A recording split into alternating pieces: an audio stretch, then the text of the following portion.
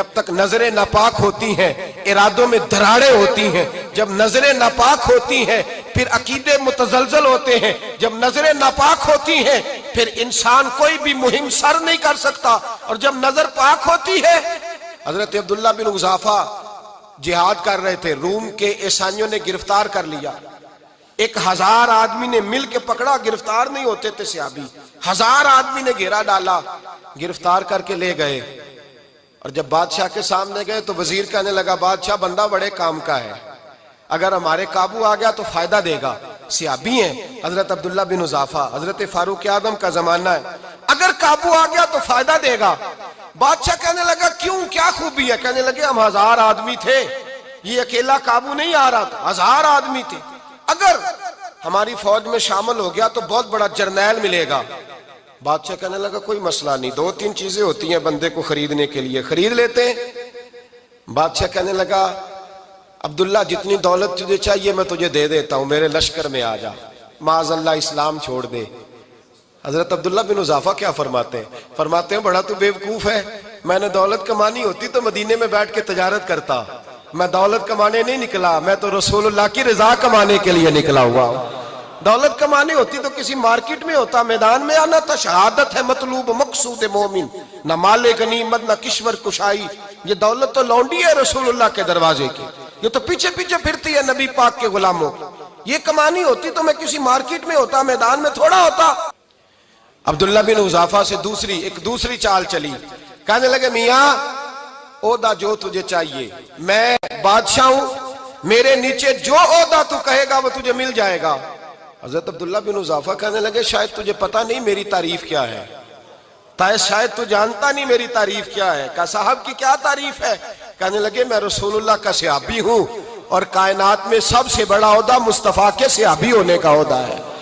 صحابہ وہ صحابہ تھے جن کی ہر صبح عید ہوتی تھی، خدا کا قرب حاصل تھا، نبی کی دید ہوتی تھی۔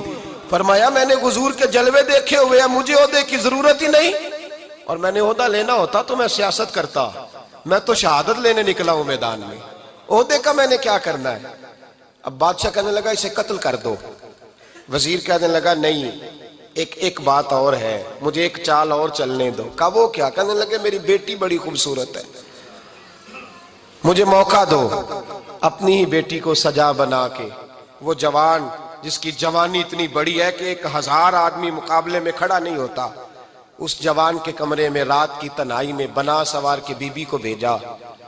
وہ بی بی کہتی ہے میں ساری رات بن سور کے اس صحابی کے کمرے میں بیٹھی رہی، لیکن یہ کیا شخص تھا، ساری رات ہی مسلح پہ بیٹھا رہا، ساری رات ہی، کچھ دیر تھک جاتا تو یہ کریم رسول پہ درود پڑھنا شروع کر دیتا۔ بی بی کہتی ہے سحری ہو گئی تو میں نے چھو کے دیکھا کہ انسان ہے کہ جن ہے، یہ بندہ ہے کہ فرشتہ ہے، چھو کے دیکھا، کہنے لگے پیچھے ہٹ جا۔ میں نے کہا میں نے تو سنا تھا تو 1000 کے مقابلے میں ہے، اور تو اتنا بے حس ہے کہ بنی سوری دلہن بیٹھی ہے، تو نے نظر نہیں کی؟ عبداللہ بن حذافہ، بی بی کہتی ہے نظر پھر نہیں اٹھائی، نظر پھر جھکی ہوئی ہے۔ کہنے لگے بی بی میں مجبور ہوں، اب میرے اوپر کوئی حسن نہیں چلتا، میں نے جلوہ بددہا کا دیدار کیا ہوا ہے، اب میری نگاہوں میں جچتا نہیں کوئی، اس لیے کہ جیسے میرے سرکار ہے ایسا نہیں کوئی۔ کبھی بھی اب نہیں کسی کا میرے اوپر جادو چلتا، میں نے مصطفیٰ کو، اور کہا ذرا پیچھے ہٹ کے بیٹھ، مجھے میرے رسول نے غیر محرم سے بچنے کا حکم دیا ہے، ذرا پیچھے ہٹ کے بیٹھ۔ سحری کا وقت تھا، وہ بی بی کہتی ہے اس نوجوان کے جملے میرا سینہ چیر گئے، کلیجہ پھٹ گیا، چیخ نکلی، میں کفر کے عالم میں روئی۔ میں نے کہا مجھے بتا تو صحیح، آخر یہ جذبہ کہاں سے ملتا ہے، آخر یہ روشنی تو میں نے دیکھی نہیں، کہاں سے آتی ہے؟ ایک میرا باپ ہے جو بنا سور کے مجھے تیرے کمرے میں چھوڑ گیا، بتلا یہ کہاں سے کیف آتے ہیں؟ تو عبداللہ بن حذافہ کہنے لگے اگر کیف لینا ہے تو بھی میرے مصطفیٰ کا کلمہ پڑھ جا، آجا دروازہ رسول پہ جھک جا، مل جائے گا۔ سویرے دروازے پہ باپ آیا بیٹی سے رزلٹ لینے، دروازہ کھولا تو بیٹی نقاب پہنے باہر آئی، باپ کہنے لگا کیا بنا؟ کہنے لگی پیچھے ہٹ جا، تو غیر محرم ہے، کافر ہے، میں مسلمان ہوں۔ اس نے کہا کیا ہوا؟ کہنے لگی تیرے جیسے کو باپ کہوں، تیرے جیسے کو جو مجھے استعمال کر رہا تھا، میں تجھے باپ نہیں مانتی، میں اب رسول والی ہو گئی ہوں، میں حضرت فاطمہ کی کنیزہ ہو گئی ہوں، میں اب نبی کریم کی خادمہ ہوں، خبردار میرے قریب نہ آنا۔ یہ دعو بھی ناکام ہوا۔ اب حضرت عبداللہ بن حذافہ کے سامنے موت کھڑی کی، ایک کڑا میں تیل گرم کیا، کہنے لگے تجھے اس میں جلایا جائے گا۔ حضرت عبداللہ بن حذافہ رضی اللہ تعالیٰ عنہ جب جلنے کے قریب ہوئے تو رونے لگے۔ روم کا بادشاہ کہنے لگا شاید ڈر گیا ہے، کہنے لگے اب سمجھ آئی ہے، اب تجھے پتا چلا ہے، چلا آ جا۔ حضرت عبداللہ بن حذافہ کہنے لگے تو کافر ہے، تیری کافروں والی سوچ ہے، اس لیے نہیں رویا کہ موت سے ڈر گیا ہوں، میں تو اس لیے رویا ہوں کہ ایک جان ہے، وہ نبی پاک پہ قربان ہو رہی ہے، کاش رب مجھے 1000 جان دیتا، میں ساری مصطفیٰ پہ قربان کر دیتا۔ فاضل بریلوی فرماتے ہیں کروں تیرے نام پہ جاں فدا، نہ بس ایک جاں 2 جہاں فدا، اور میرا 2 جہاں سے بھی نہیں جی بھرا، میں کروں کیا کہ کروڑوں جہاں نہیں۔ اور میاں صاحب فرماتے ہیں وہ کچا رنگ للاری والا جیڑا چڑھدا لیندا رہندا، اے عشق تیرے دا رنگ محمد چڑھ جائے پھر نہیں لیندا، عشق تیرے دا رنگ محمد چڑھ جائے پھر اے نہیں لیندا۔ میرے بھائی وہ روم کا بادشاہ کہنے لگا دنیا میں نے بھی بڑی دیکھی ہے، پر جیسے پاک صاف مصطفیٰ کے غلام دیکھے ایسا میں نے کوئی نہیں دیکھا۔ او بھائیو، نظر پاک ہو، روح پاک ہو، مزاج پاک ہو، پھر انسان بڑے بڑے کام کرتا ہے، پھر وہ مہمات کو سر کرتا ہے، پھر وہ صرف ایک گھر کے لیے نہیں، وہ ملت کے لیے فائدہ مند ہوتا ہے، پھر وہ گھرانوں کو لے کر چلتا ہے، پھر وہ بڑے بڑے معاشرے تشکیل دیتا ہے۔ میرے رسول کریم صلی اللہ علیہ وسلم نے پاک صاف ذہن کے لوگ تیار کیے۔ حضرت مرثد فرماتے ہیں میں ایک عورت پہ عاشق تھا، جب کلمہ پڑھا نبی پاک نے میری پشت پہ ہاتھ پھیرا، میں نے کہا حضور کوئی نصیحت؟ نبی پاک نے فرمایا نظر کو پاک رکھنا۔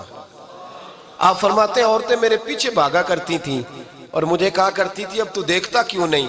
تو میں نے کہا پتا مجھے بھی نہیں، مصطفیٰ کی ایک نظر ہوئی ہے رب نے سارے محل کو چہل دور فرما دیے، سارا کچھ ہی بدل گیا۔ ملت کے جوانوں یاد رکھو اس بات کو، یہ پاکیزگی، یہ نظر، یہ پاکیزگی، یہ مزاج، یہ انسان سے بڑے کام کرا لیتی ہے، اور اگر تیری نظر ناپاک رہتی ہے پھر تو کچھ نہیں کر سکتا، پھر تیری زندگی ایک ایسے قید خانے میں قید ہو گئی ہے جو تجھے 2 قدم بھی نہیں چلنے دے گی۔ سب سے پہلے مزاج کی پاکیزگی، اور دوسرا اصلاح معاشرہ کے لیے اہم درس یہ ہے اپنے آپ کو پاک صاف رکھیں، ذہنی طور پر، نظریاتی طور پر۔ اور دوسرا درس یہ ہے میرے بھائی ظلم اور زیادتی سے بچیں، پاک صاف رہ کے وقت شروع کریں، اور کسی جگہ بھی کوئی زیادتی، کوئی ظلم، میرے نبی کریم صلی اللہ علیہ وسلم کے مزاج کو اگر آپ دیکھیں گے نا، ہمارے معاشرے میں آج سب سے زیادہ زیادتی پتہ کون سی ہوتی ہے؟ لوگ عزتیں پامال کرتے ہیں، بدگمانیاں کرتے ہیں۔ ابو جہل یہ کام کرتا تھا کہ وہ نبی پاک صلی اللہ علیہ وسلم پر، صحابہ پر معاذ اللہ شخصی اعتراضات کرتا تھا، شخصی۔ عزیزو، جب آدمی کا کسی سے اختلاف ہوتا ہے نا، یا کسی کو پسند نہیں کرتا یا کسی کو ریجیکٹ کرنا چاہتا ہے تو شخصی اعتراضات کرتا ہے، نیچے اترتا ہے، کمزور بات کرتا ہے، چھوٹی بات کرتا ہے۔ اور ہمارے زمانے میں تو یہ کام حسد کی وجہ سے ہوتا ہے، بڑے بڑے جماعتیں ٹوٹ جاتی ہیں، ملتوں کا شرازہ بکھر جاتا ہے، لیکن لوگ اپنی اس حرکت سے باز نہیں آتے، ساری زندگی ذاتی اور نجی اعتراضات کرتے رہے۔ ابو جہل کے اندر ہزاروں عیب پائے جاتے تھے، شرابی بھی تھا، بدکار بھی تھا، بے حیا بھی تھا، ظالم بھی تھا۔ میرے نبی پاک صلی اللہ علیہ وسلم نے اسے دین کا پیغام دیا ہے، لیکن تاریخ کی کسی کتاب میں آپ کو یہ نہیں ملے گا کہ حضور نے کبھی اس کی شخصیت پر اعتراض کیا ہو۔ یہ فرمایا ہے کہ بڑا فرعون ہے اس امت کا، لیکن نیچے اتر کر کبھی اس کی ذاتی اور شخصی زندگی پر کوئی زیادتی صحابہ کی طرف سے اور نبی پاک کی طرف سے۔ بہت بڑی بات سمجھا رہا ہوں، اگر آپ کی سمجھ میں آئے تو ہم ذاتیات پر اترتے، ذات پر اتر کر زیادتی کرتے، ذات پر۔ ہمارا اب ظلم نجی سطح سے شروع ہو رہا ہے اور پوری ملت کو لپیٹ میں لے رہا ہے، پوری ملت کو۔ چھوٹی چھوٹی زیادتیاں ہیں جو پورے معاشرے کو اپنی لپیٹ میں لیتی ہیں۔ میرے نبی کریم علیہ السلام نے جو دین ہمیں دیا ہے وہ خیر خواہی کا مذہب ہے، وہ بھلا کرنے کا مذہب ہے، وہ کام آنے کا مذہب ہے، وہ ظلم سے بچنے کا مذہب ہے۔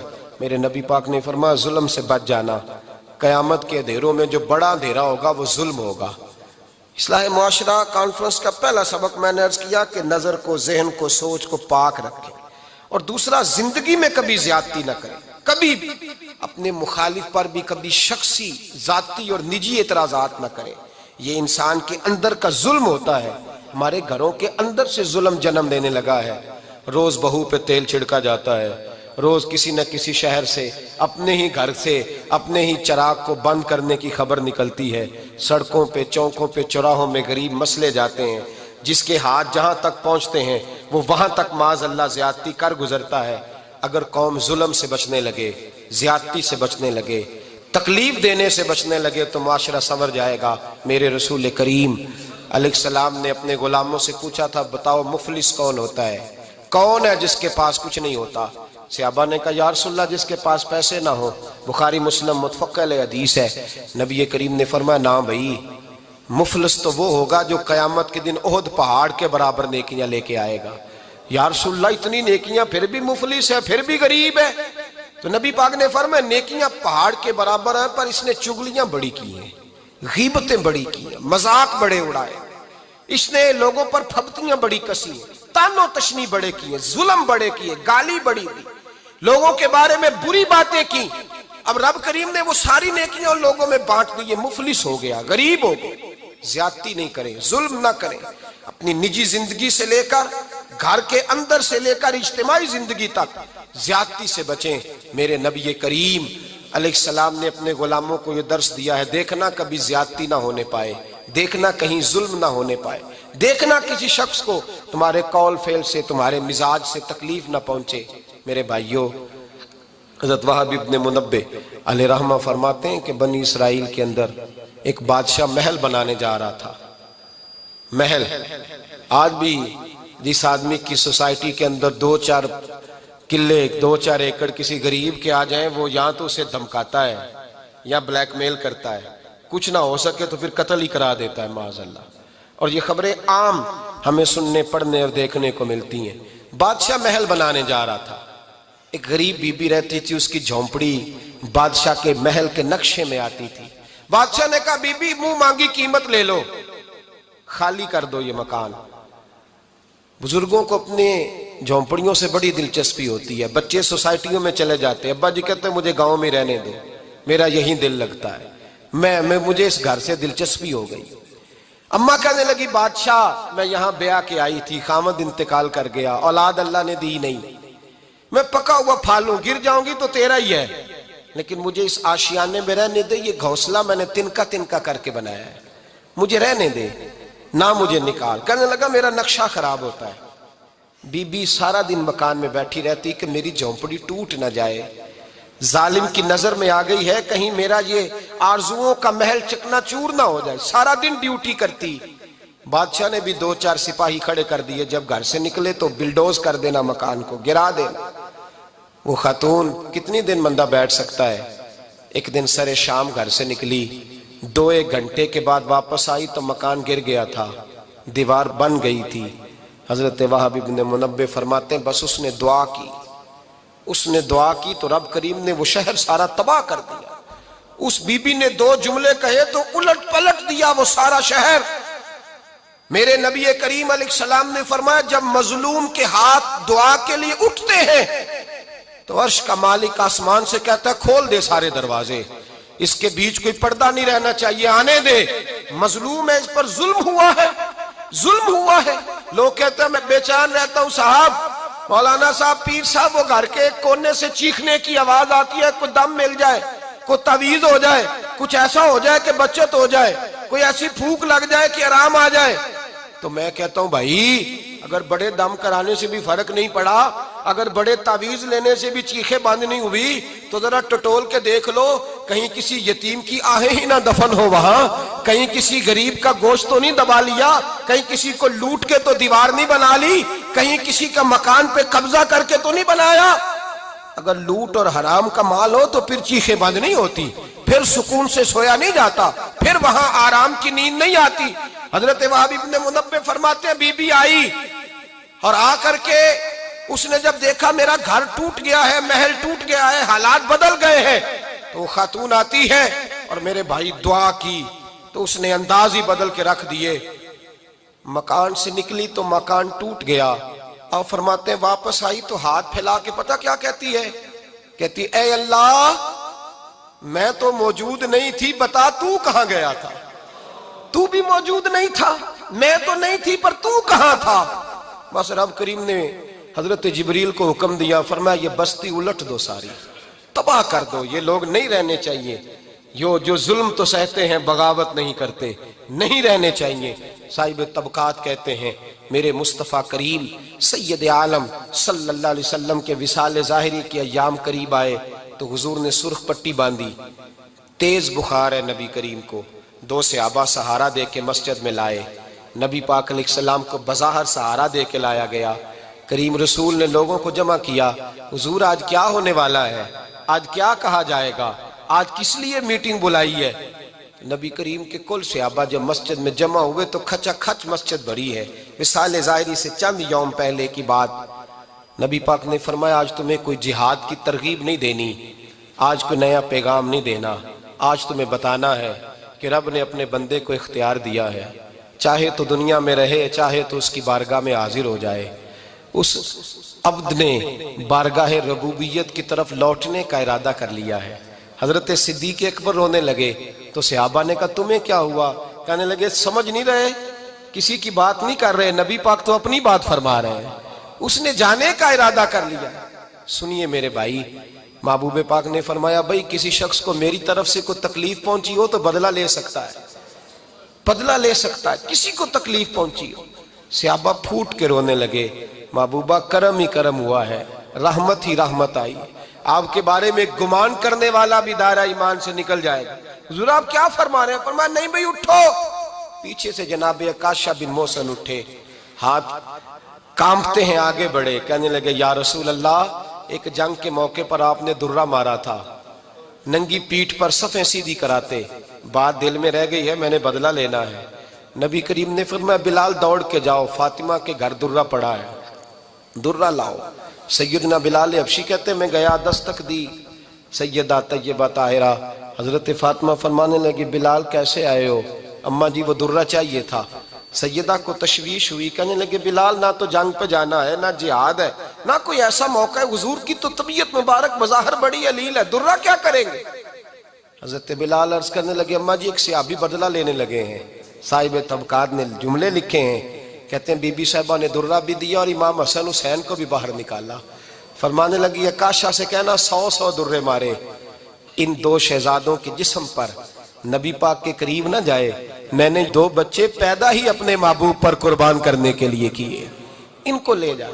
حضرت بلال کہتے ہیں میں 2 شہزادے لے کے آیا، اور جب دروازے میں میں لے کے پہنچا تو نبی پاک نے دیکھا تو آنکھوں میں آنسو آ گئے، فرمایا ان کو بٹھا دو، مجھے پتا ہے فاطمہ نے کیا کہہ کے بھیجا ہے۔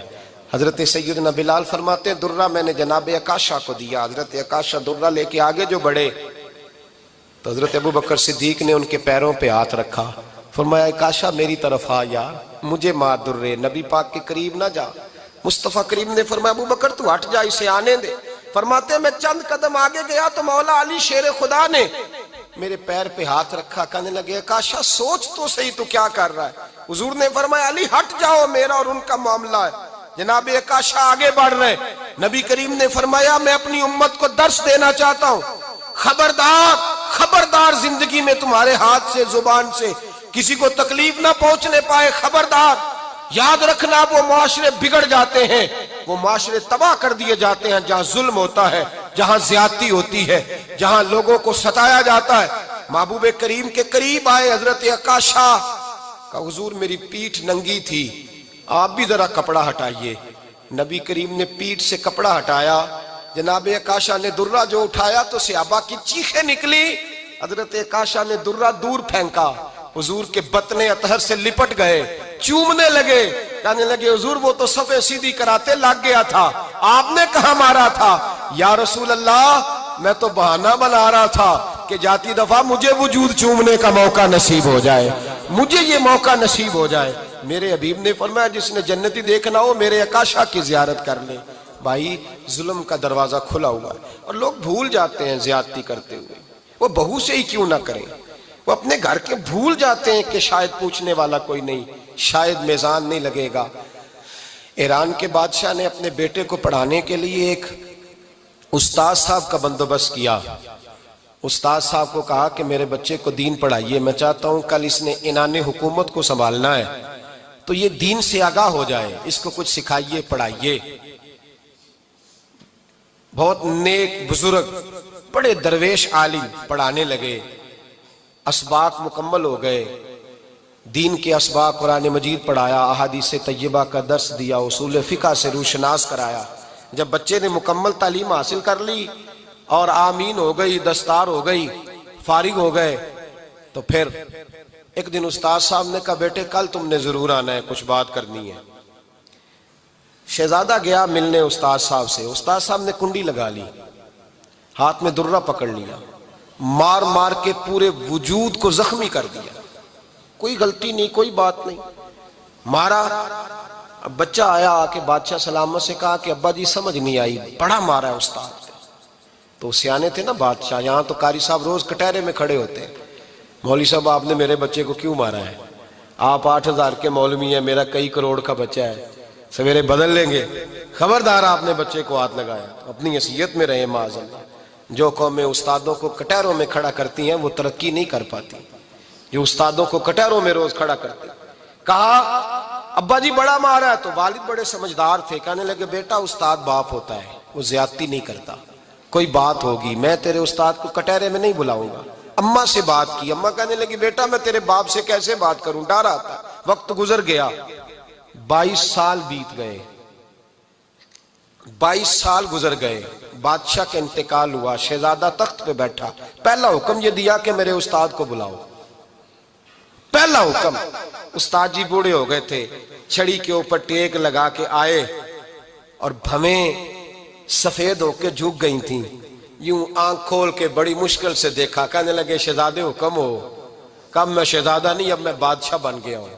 استاد جی 22 سال بیت گئے، آپ نے مارا تھا، پر وہ درد چونکہ زیادتی کی تھی، میرا قصور کوئی نہیں تھا، تو نہ میری روح سے درد گیا ہے نہ میرے جسم سے گیا ہے، میں بے اختیار تھا، پوچھ نہیں سکتا تھا، آج با اختیار ہوا ہوں۔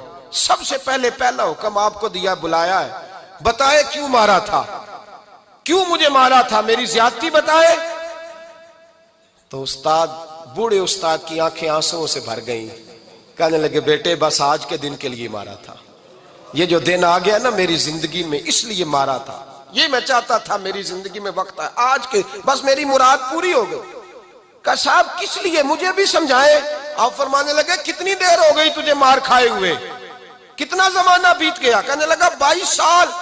فرمایا زخم بھولے تو نہیں، درد ختم تو نہیں ہوئی، تمہیں بات 1 منٹ کے لیے بھی تمہارے حافظے سے محو تو نہیں ہوئی؟ کہا استاد جی روز رات کو یاد آتی، روز خیال آتا تھا۔ استاد کہنے لگے بھائی تو بے اختیار تھا، پوچھ نہیں سکا، 22 سال تجھے یاد رہا، مجھے پتا تھا تو ایک دن حکمران بنے گا، میں نے تجھے اس لیے مارا تھا کہ بیٹے یاد رکھنا، کسی پہ ظلم نہ کرنا، اگر تجھے 22 سال تک یاد رہا ہے تو جس پر تو ظلم کرے گا اسے بھی قیامت تک یاد رہے گا، اور یہ یاد رکھنا تو آج با اختیار ہوا تو تو نے مجھے بلا لیا ہے، قیامت کے دن غریب با اختیار ہو جائیں گے، مظلوم با اختیار ہو جائیں گے، وہ با اختیار ہوں گے، للہ الواحد القہار، رب کریم کی بارگاہ کے اندر ان کا اختیار ہوگا، اکیلے اللہ کی حکمرانی ہوگی، پھر وہ بلائیں گے۔ بڑے بڑے کج کلا دنیا میں جن کی پگڑیاں اونچی تھیں وہ سر جھکائے کھڑے ہوں گے، دنیا میں جو ڈکٹیٹر بنتے تھے ان کی پشتیں لال ہوں گی، ان کو غدار لکھا جائے گا، قیامت تک نہیں بھولے گا۔ ظلم کرنا تو سوچ سمجھ کے کرنا، اتنا کرنا جتنا تم سہ سکتے ہو، اتنی زیادتی کرنا جتنی قیامت میں تم برداشت کر سکتے ہو۔ میرے نبی کریم صلی اللہ علیہ وسلم نے فرمایا ظلم سے بچو، یہ قیامت کے اندھیروں میں سے ایک اندھیرا ہوگا، زندگی میں زیادتی نہ کریں، اگر تھوڑی دیر کے لیے کوئی چیز برداشت کر جائیں گے تو وہ فائدہ دے جائے گی، کچھ دیر کے لیے اگر سہ جائیں گے تو نفع مل جائے گا، سہنے کی کوشش کریں لیکن زیادتی نہ کریں، نظر کو، سوچ کو، ذہن کو پاک رکھیں، اور میرے بھائی زندگی پوری ظلم سے بچیں، زیادتی سے بچیں۔ امیر المومنین حضرت جناب سیدنا عمر فاروق رضی اللہ تعالیٰ عنہ رات گھر میں تھے تو رونے لگے، بڑی دیر تک روتے رہے۔ والدہ اٹھی تو صاحبزادے سے کہنے لگی پتہ کرو تمہارے باپ کو کیا مسئلہ ہے۔ شہزادے آئے، کہنے لگے امیر المومنین والد گرامی کیا ہوا؟ تو حضرت عمر فاروق کہنے لگے بیٹا اپنی اماں کو بلاؤ۔ والدہ آ گئیں، کیا بات ہے، کچھ طبیعت خراب ہے تو حکیم کا بندوبست کیا جائے۔ تو حضرت عمر کہنے لگے کچھ بھی نہیں، آج مسجد سے نکلا ہوں تو نبی پاک کے صحابہ میری تعریفیں کر رہے تھے۔ یہ حضرت فاروق اعظم کے وصال کے قریب کے دن ہے۔ تعریفیں تو حضرت یہ رونے کی بات ہے کہ خوش ہونے کی؟ آپ فرمانے لگے نہیں، سوچتا ہوں باہر تو میں اچھا رہا ہوں، پتہ نہیں گھر میں ہی کوئی زیادتی نہ ہو گئی ہو، پتہ نہیں تمہارے ساتھ بھی میرے معاملات ٹھیک تھے کہ نہیں، صحابہ تو تعریف کرتے ہیں، رو رہا ہوں۔